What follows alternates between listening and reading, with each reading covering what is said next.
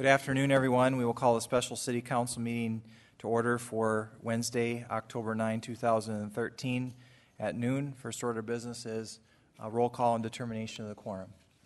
Estes. Peterson. Lewis. Doyle. Wright. Scott. Nordstrom. Roberts. Clayton.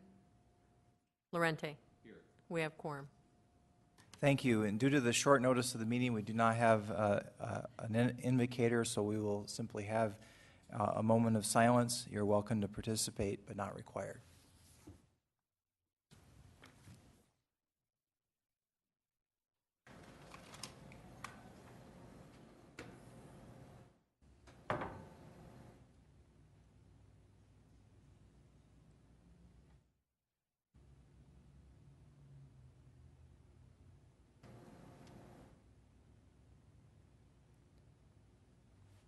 Thank you. To the flag of the United States of America and to the republic for which it stands, one nation, under God, indivisible, with liberty and justice for all.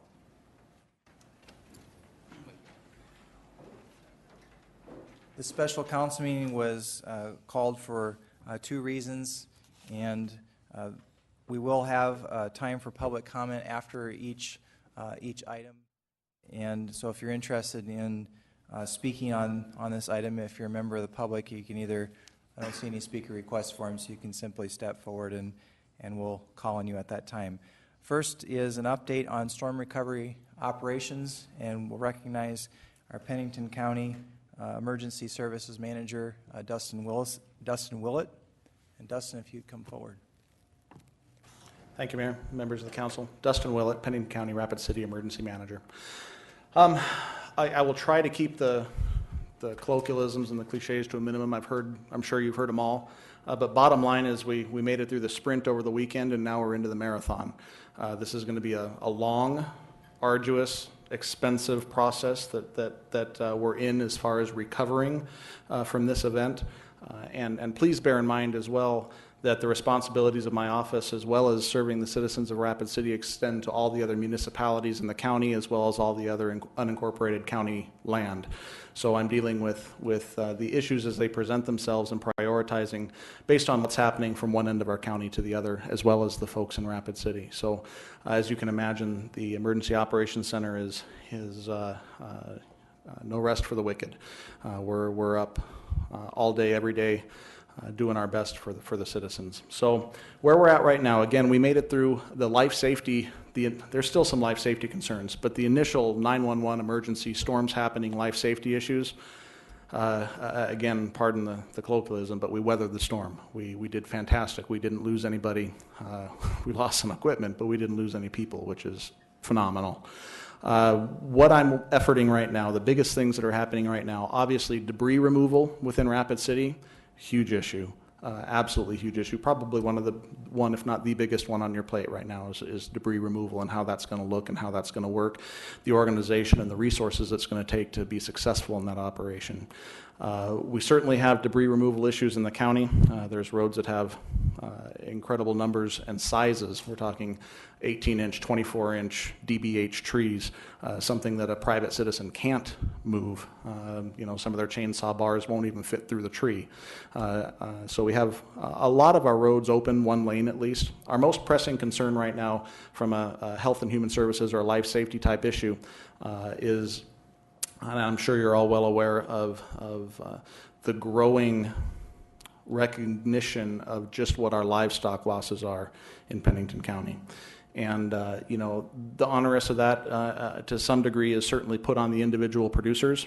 Carcasses that are on private land are that producer's responsibility. Bottom line is that's where we're at. We're doing everything we can to help them, and we may have some plans forthcoming, at least from a county side, that may help that. But one of the biggest things that my office is working on right now is the fact that we're responsible for carcasses in the right-of-way.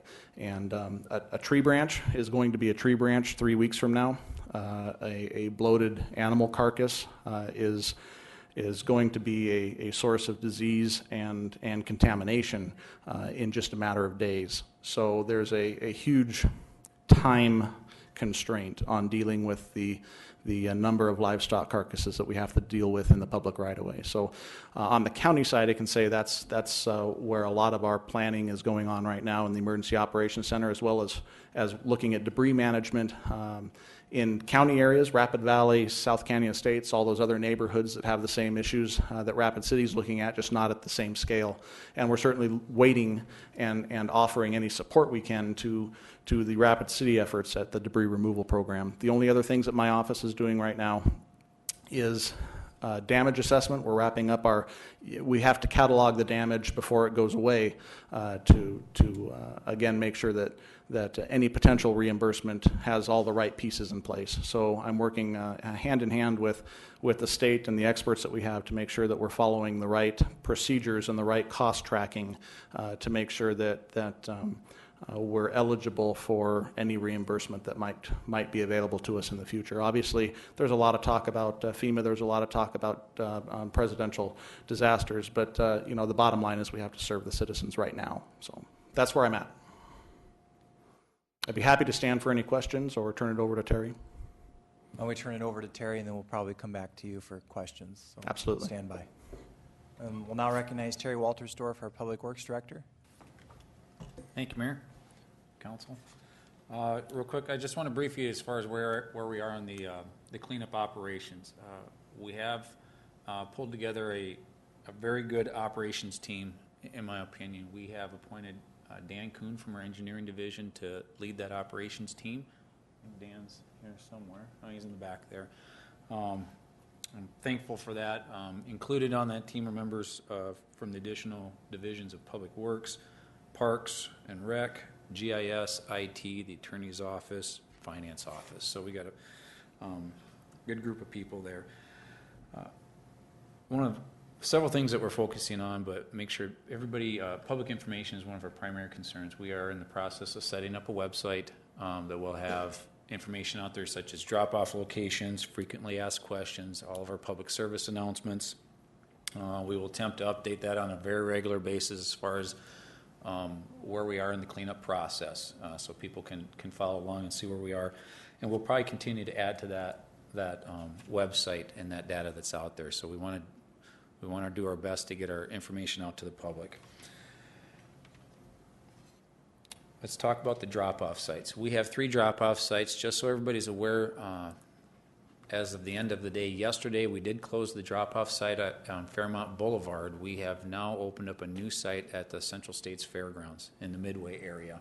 The Fairmont site was just not of an appropriate size to handle all the traffic we have. So we officially have, starting today, we have the site at the Fairgrounds. We have the site at the overflow parking lot on New York Street east of the Civic Center. And we have the site over at the Fitzgerald Stadium. Our primary focus over there right now is we have it currently adequately staffed. We brought on some additional loaders at some of those sites. We've got about 20 members from the Department of Corrections that will be helping us as far as helping trailers unload and trying to keep the traffic flowing there as fast as we can. Our concern right now is the debris building up fast.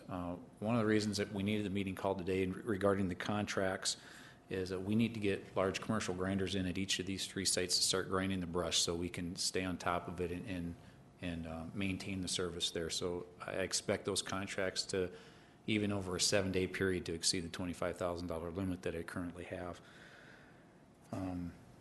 We will keep those sites open probably for several weeks, obviously, probably at least a month, I would guess.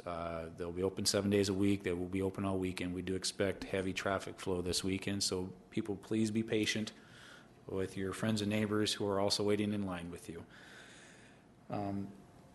Next item, we've been getting a lot of questions on curbside cleanup. Are we going to do curbside cleanup? I've come to the conclusion we probably do not have an option other than to do some curbside cleanup. Here are some concerns we have. Trying to prioritize what's happening. Right now, one of our immediate concerns is some of the hanging branches that are hanging over top of the sidewalks and the streets. They are a health concern.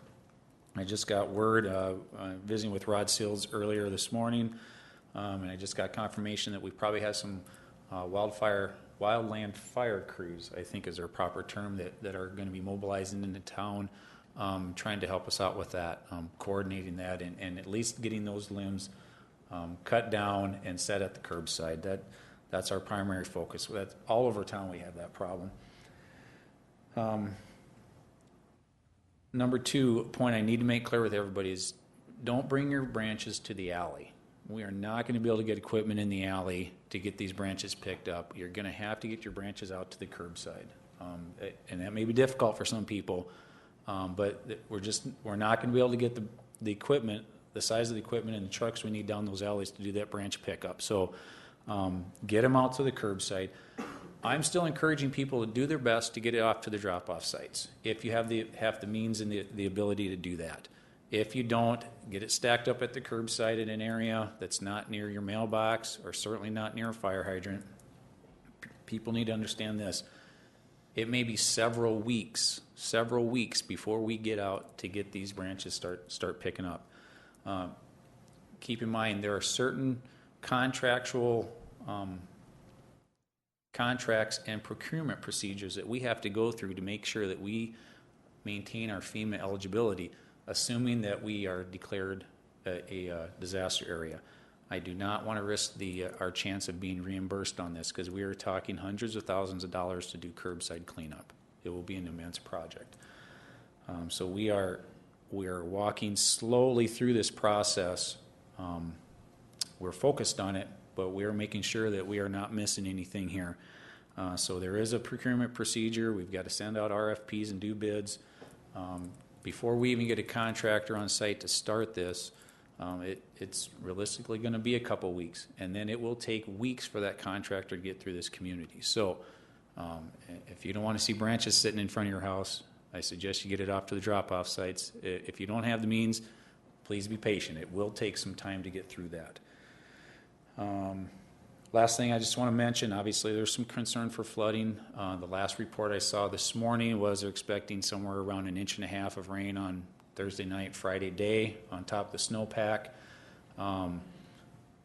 In addition to that, we were going to increase flows out of Pactola. We are trying to do a Canyon Lake construction project, and we had positioned Pactola Reservoir at a certain level so that we could squeeze the flows down throughout the winter and do this project. Well, we picked up quite a bit of water. We got a lot of inflow into Pactola, so we were going to actually ramp up the flows out of Pactola.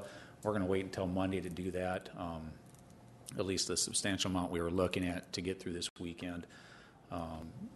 So people be aware that obviously with the rain on top of the snow, there's certainly going to be some flooding concerns out there potentially. So with that, I'd certainly open it up for questions. Thank you, Terry, and we'll first go to Charity Doyle. Charity? Thank you, Mayor. I've already received a call from somebody, Terry, whose garbage pickup is typically in the alley. For homes where that is relevant, is it okay that they put their debris in the alley? We'll still do the garbage pickup in the alley. We're even picking up in the alleys today, but do not put the branches in the alley. Do not expect us to make it back there to get your branches picked up. Thank you. Thank you, Charity. We'll go to Chad Lewis. Thank you, Mr. Mayor. Terry, just a quick question. Did you have an estimate on how much you're going to, or a funding source, I guess, first of all, for any authorizations, money that you need to be spending, and any idea initially what it would be, the cost would be? I know I realize I'm putting you on the spot there, and but at least a funding source, if nothing else. It's a very fair question. The immediate contracts we're looking at, I'm seeing them probably being a solid waste division fund. Obviously, our normal drop-off sites, we fund that through the landfill. So I see that as being probably the initial funding source. We'll have to have some of these discussions as time goes on here, but I think the immediate contracts we're looking at, the grinders, some of the loaders that we're using, that'll be coming out of the solid waste division enterprise fund. And then do you have an initial amount you're requesting for us to authorize you to sign the contracts up to this point, or is there anything?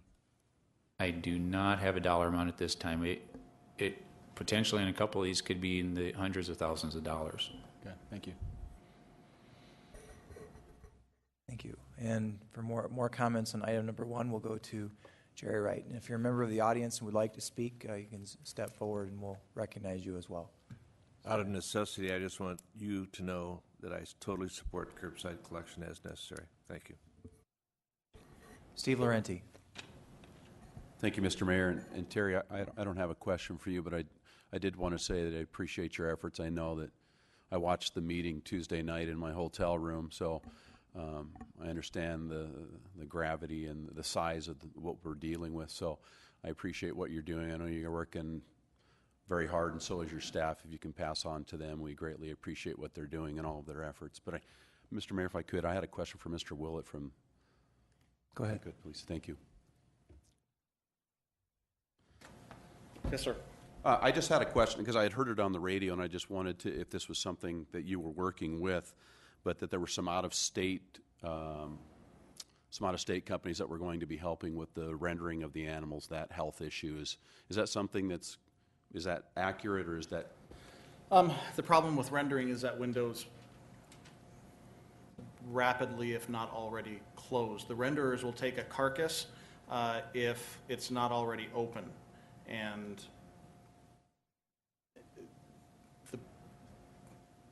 one of the problems that we're at right now is a lack of actionable intelligence, and that's what I was actually working on before I came over here to this meeting, and what I'll be working on as soon as I leave is actually some aerial surveys on what we have out there. But as of yesterday and the day before, many of the carcasses, the warm temps helped us a lot, and they're also hurting us. And one of the things is many of the carcasses are already open. Most of the carcasses are already bloated. As soon as a turkey vulture comes down on a bloated carcass, if it's open at all, it's past the point of being rendered. So we're not even actioning, we're not even making plans on rendering because that window of opportunity was never really there for us. So Okay. At this point, it's burial. Okay. And we're working with the School of Mines, with geology experts and GIS and County Highway, and we're working on basically where we're going to put our pits. All right. Thank you very much. I appreciate it. And if I can just take one brief thing, just to piggyback on Terry, as far as, because it directly pertains to the people in Rapid City, just so you know, obviously, there are people that will have, certain people that will have a large amount of difficulty in getting debris from their property to the curbside. That's just the reality of it. And just so you know, 211 has already been established as VOAD, Volunteer Organizations Active in Disaster. When something like this happens, the Mennonites, the Methodists, all those organizations that have volunteers that come in to help communities during disaster, one of their big things right now is all their young college-age students that want to come in and help.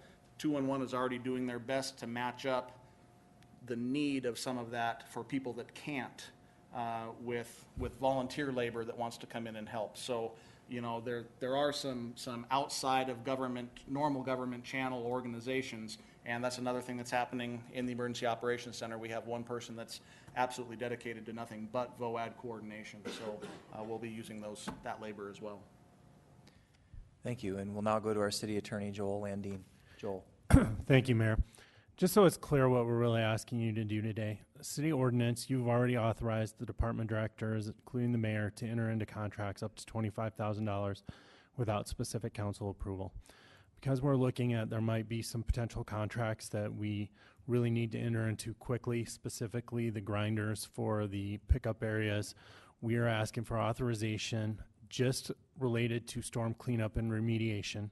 So it wouldn't extend to everything, but for a higher amount. And if you want to set a specific amount, that's fine. I would encourage you to set a fairly high amount just to be safe now. I will say any contracts where we have time to come back and get council approval, we would still do that. And what we were talking about yesterday is if we do enter into a contract that is over $25,000, under the exception if you approve it, for the storm remediation, we would report that back to council. So you'll see what contracts are being entered into. It'll just be after the fact. My understanding from speaking with Terry is that there's sufficient money in the budget right now to cover the expenses, the initial expenses we're likely to incur. There may be a need for a supplemental appropriation later to supplement Public Works budget or other budgets to accommodate some of this. That will come back through the normal channel. I would ask that in addition to authorizing the contract, you authorize Public Works to perhaps shift money between line items within their current budget. So, for instance, if you had extra money in personnel because of vacancies and other things that if it was needed, money could be shifted. it's still within their already approved budget. It's just spending it on something different. There is a specific policy that prevents, we can move money between line items that aren't personnel, but there is a restriction that says we cannot move money from the personnel line item to other line items without council approval. So we'd ask that you authorize that. I would also ask that you authorize Terry or the mayor to enter into contracts that normally would be required to go through the bid process under the emergency procurement provision of SDCL 518A-9. I don't know at this point if we're going to need to do that. As Terry has already alluded to, there's going to be FEMA requirements that we're very conscious of. And so anything that we can bid out or have time to bid out, we're going to still do that because we want to be able to get reimbursed for it. But if, just in case there is a contract that we need to enter into and we don't have time to go through the bid process, we want to have the option to be able to do that. And that, again, will also be reported back to the council and documented why that state law specifically requires that we document why we entered into that contract without going through the normal bid process. So again, that'll all come back to you and you'll be aware of what we are doing. But if you could authorize those three things today, that would really help us move forward without continuing to potentially have special meetings every couple of days in order to authorize this stuff. And it would make sure that things move forward. I would just reiterate that anything that we can do through the normal process that we have the time to do, we will do it through the normal process. This would only be for things where it's determined that there was not time to go through the normal process, and again, it would be reported back to the city council.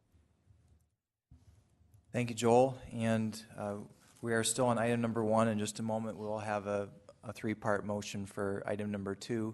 Are there any other updates from staff on item number 1? So we have our airport director here and some others here. Do we have any other updates that you'd like to give us? Otherwise, you can just stand by for questions. So thank you for coming today. So we'll go to Richie Nordstrom. Richie? Thank you, Mayor. You're still on item 1? Yes. Okay. If I could ask Dustin a couple of questions, please. I keep trying to sneak to the back of the bus. Not going to happen. Understood. First of all, thank you to you and all the crews that worked with you, and a great appreciation for all the hard work. And my biggest concern is I keep asking everybody, and it seems everybody has a comfort level with exhaustion, crew exhaustions. So is everybody okay out there as far as the crews? Well, I mean, it's a marathon, and no one likes to run a marathon. Well, maybe some people do, but we're at the point now. The weekend was brutal. The Emergency Operations Center, nobody's out cutting tree limbs in the middle of the night. So we're going home and sleeping at night and coming in and firing up in the morning. So, how we move into weekends and how we staff the Emergency Operations Center through the weekends is largely going to be dependent on what the needs are and how it's a fluid, changing, dynamic environment, and I'm keeping enough staff on during the times where there is something for them to do. If we get into a lull and things start slowing down on a particular day at 3 o'clock in the afternoon, I'm sending people home to sleep. So we're managing that. We're aware of that. Again, I hate to throw it out there, but it's a grinder, and it will be for a very, very, very long time. But yeah, we're looking at crew rest, work rest cycles, exhaustion. People make poor decisions when you get fatigued, and we're doing our best to avert that. Dustin, one more question for you is that if I want to emphasize, if there is a perceived weakness in the link of everything that we're dealing with here, that might be the communication. What I'm sensing out there a little bit is there's just a little shortage. If there is that shortage out there, is there some way we can address that specifically with the public media? There was a little frustration that I was getting from the public media on not being able to get that information from the EOC. And again, it's a big if, and I don't have all the information. Some of it's still anecdotal, but just an area of interest right now at this point. I've received, and again, anecdotal is a great word. There are a couple of people that are saying, and when I say couple, I mean a couple. I'm talking probably 2 or 3 comments that we've gotten of, Where's the information? How come I'm not getting the information? What I've got is on one Facebook site alone 89,000 hits in the last, that was our emergency management, when we're putting out those press releases, 89,000 hits in the last 4 days. So, the media is on our list. We put out at least one press release first thing in the morning. We're usually putting out multiple press releases throughout the day. If people aren't getting the information we're putting out, I'd like to know what channels they're looking for that information in, because we're hitting everything we can possibly think of to hit. Now, one of the frustrations, and I know better than anybody that everybody's frustration level is already, their phonometer is already pegged, and frustration's going through the roof, and it's only going to get worse, and people are going to complain louder and louder and louder as that frustration mounts and builds. We still have people without power. We still have people that are into 5 or 6 days now without power. So, there's an incredible amount of frustration out there. The specific media issues that I have seen come out of our Joint Information Center is the fact that the information that the people want, and in turn the media wants to provide the people, is information that we're efforting right now. We don't have the answers that the people want. That's the plans that we're working on. What are we doing with this? How are we moving forward? What does next week look like? The information that the people want, the media wants to provide them, is not information that we have ready for dissemination yet. And by golly, as soon as it's available, it's going out. But I think that's probably what you're seeing, is the frustration of not necessarily that the information's not going out, it's just the information they want is not going out because it doesn't necessarily exist yet. Thank you, Dustin. I think the perceived weakness in this whole system is that because everything is based off electricity, that perhaps is part of the weakness that we saw. Because of them not having, the electronic media not having electricity, or some breakdown in communication in between. So I know it's a frustrating challenge to get over that, and so the common denominator was electricity. Yeah, and we're not dropping flyers. So we have every dissemination method that we have available to us, but certainly, I mean, what do you do? If you have a solution, I'm all ears. What do you do? Thank you. Appreciate it. Thank you, Richie. We'll go to Bonnie Peterson. Bonnie. Thank you, Mayor. I have a question. Well, I'll ask you and Terry both. Do you need people to answer the phone and take messages in your... I mean, I'm just saying... The Emergency Operations Center is holding its own right now. Our saving grace is I have a contract specifically with Emergency Management with the 211. So the information that we do have, we're providing to 211 and pushing people to that to handle a majority of the informational phone questions. So is there a significant number of calls? Yes. Are we overloaded or inundated? And could we put one person or staff dedicated to that right now, and would it make a big difference? I don't think so. I think I'm okay. And Terry? I'll answer that too. From a city government standpoint, we're hopefully today we'll have finalized kind of a general information sheet and a script, so to speak, that we're going to get out to all the different departments, because really phone calls are coming into every single department. So instead of having them transfer that to a different line, we're going to try to get that information out, because really it's pretty general. People want to know, where are the drop-off sites? Are you doing curbside pickup? Do you have a list of tree trimmers? It's kind of some general information. We're going to get that out to everybody. We're also going to get it to our general information line. So hopefully by the end of the day, that'll be in all the hands that it needs to be in. And if people are coming in, calling in, they should be getting at least the general information they're looking for. Okay. Well, keep me in mind if you need some help answering phones. I think most of the things I want to say are really just to our citizens, and the first one would be to be patient. Flood watch warning is for Thursday evening through Saturday, so you need to be very cautious about that. There's still electrical wires that are down. I have one behind my alley that some child would love to play Tarzan with, I know. It's just dangling there, and Black Hills Power is aware of that, but they say they have thousands of down lines. So watch your kids, and lines could be hidden under the snow also. Also about electricity, I've been without electricity, and I was told that probably by the 1st of next week would be when it would be restored. I'm on a secondary line, and I think there's just been so much devastation in the hills that they're still working on the primary lines. And so Black Hills Power is not just working on Rapid City, they're working on other communities. And so to be patient, I also checked the forecast. I think we might be able to tweak by without any freeze until maybe Tuesday or Wednesday of next week, because that's the biggest concern of mine. So I know it's frustrating to be in the dark, but that's when you get out your games and play old-fashioned things. Let's see, and also to help your neighbors. I'm not saying it's your job to help your neighbors, but if you've got your yard in good shape, maybe the elderly person next to you or down the road could use a little help to do that. And then also another reminder to call that 211 number, because there's also groups forming to be able to call to help. So call the 211 and tell them your neighbor needs help. That would be a good thing.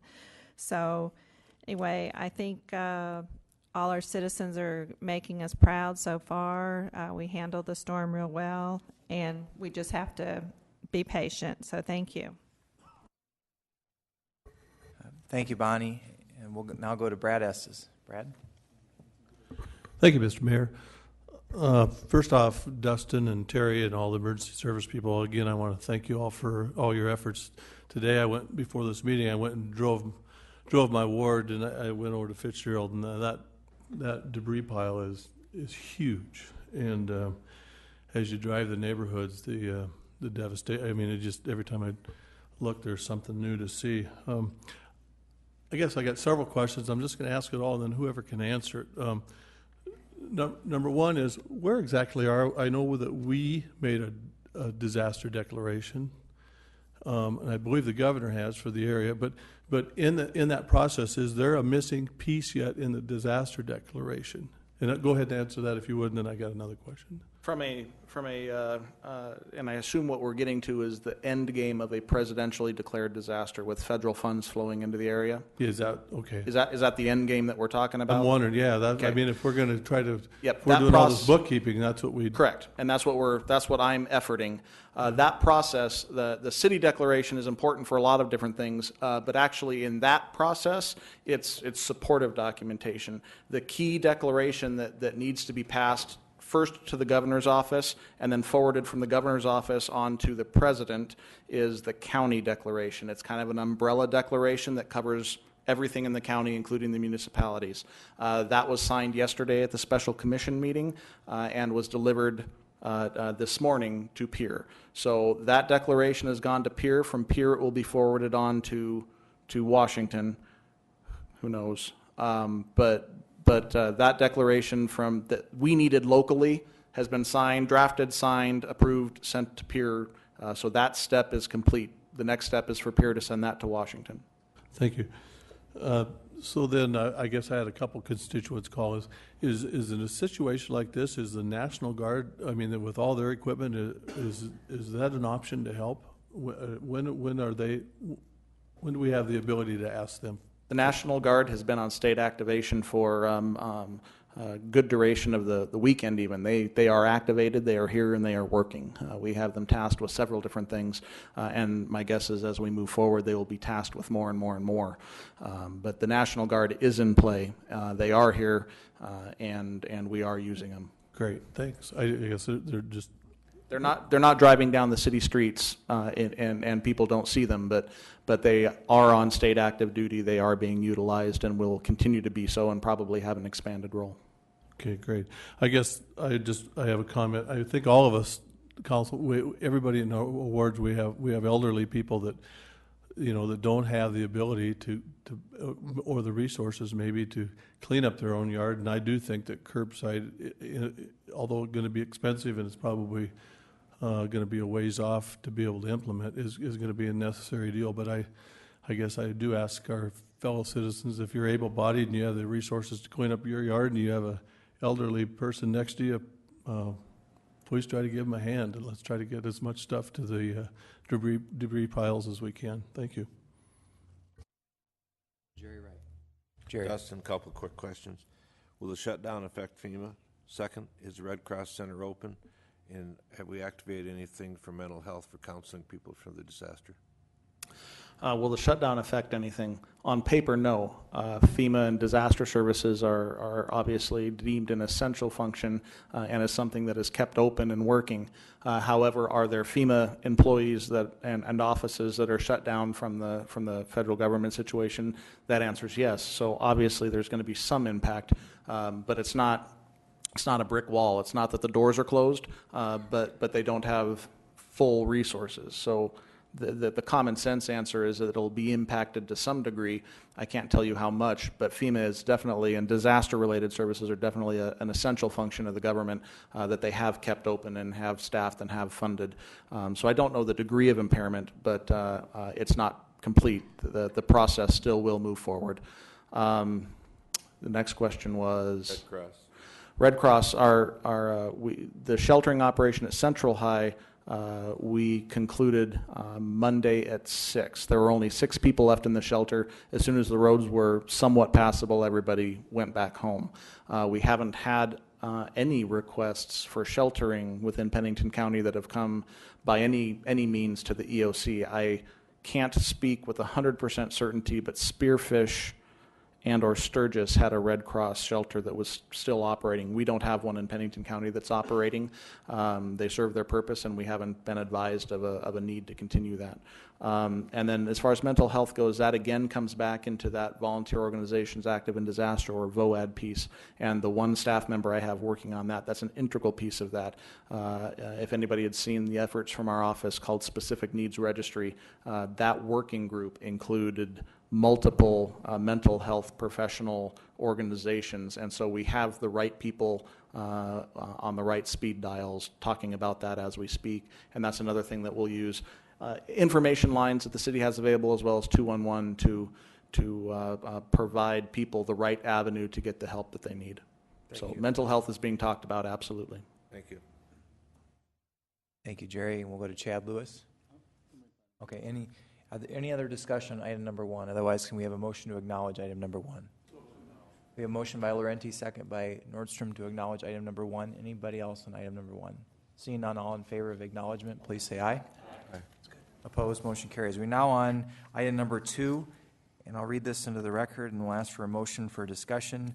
Is authorize the mayor or public works director to enter into contracts for the October 2013 storm damage remediation, including emergency procurement contracts pursuant to SDCL 5-18A-9, and also allow the shifting of line items within the current city budget. This would really affect open employee positions, because other things can already be shifted so that for the purpose of the October 2013 storm recovery.